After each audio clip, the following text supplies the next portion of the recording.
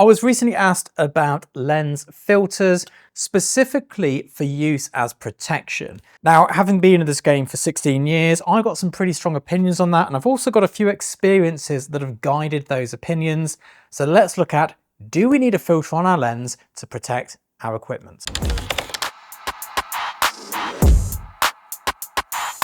So to answer this question, you can probably already see what my take on this is. There is no filter on this lens, but there are times we will use them. Now, generally speaking, I don't put filters in front of lenses because I've normally spent quite a lot of money on the lens. I don't then want to put a £40 piece of glass in front of it because it doesn't really help matters. But there's more to it than that. In the early days as a photographer, I worked in documentary, reportage, that sort of thing. And I used to have a filter on here because I didn't have a lens cap. And basically these filters were throwaway lens caps. We'd use them for a few months until they got too scuffed up and started hazing, bin them, chuck a new one on, usually just cheap like £10, £20 ones. But I don't work like that today. Now you might think back then my chance of damaging the lens was really high. I'd actually say it's higher now in my studio because more often than not, we're throwing stuff around near the camera.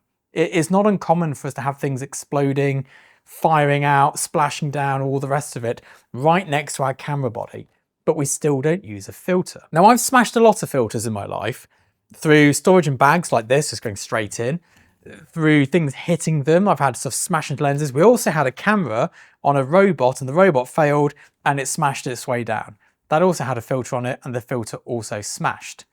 In all of those instances, the filter offered nothing but risk to the lens.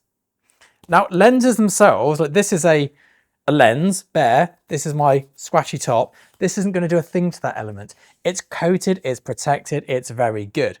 On a filter, on the other hand, if I tap it like this, I will smash that filter quite quickly. But then, the glass on that filter will scratch your lens. I know this because I've done it. I've only ever had damaged front elements from filters smashing and then scratching the lens. Never from things hitting the lens directly. Of course, if a hockey puck hits your lens, it's gonna smash it. The filter's not stopping it though. It's not offering anything. The other downside is when you have a filter on here and you drop your camera, often you then smash that filter onto the lens, it dents it. It is nigh on impossible to get it off. We've had to cut them off. We've had to use special tools to get them off. Generally speaking, it's a bit of a nightmare. The reason people do it is because for years when we had the old camera shops that you walked into, they used to upsell them on everything. You want to buy a lens? Get a filter to protect it. It is the easiest upsell in the world. You just spent 1,500 quid on a lens, 20 quid on a filter? Obviously I'm going to buy that. But for me, the only thing they really offer, assuming it's just a plain filter, is that you can pop it on your lens and use it as a temporary lens cap if you do weddings, documentary, anything where you're going to be quick to get your cameras out and you don't want to have a lens cap to then put somewhere. A filter is great. For everything else, I wouldn't recommend it. We don't need UV filters nowadays with digital cameras. There was an argument for it in the film days, but even then it was pretty loose. You don't need them. It's not helping you, it's not protecting you. Lenses are very well made. If your lens is going to get broken, a filter will not stop it. And then I guess the only other argument is weather sealing. Quite a few lenses and camera systems only have the complete weather sealing with a filter attached. I think the Fuji X100 series, most of Canon L lenses need it as well. That's a pretty good reason to have one if you shoot in those environments.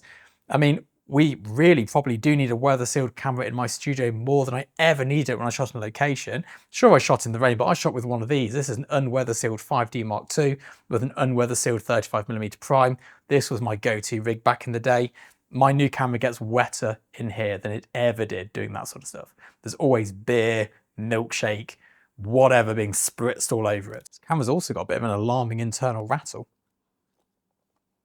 So there we go. That is my take on lens filters. What do you do?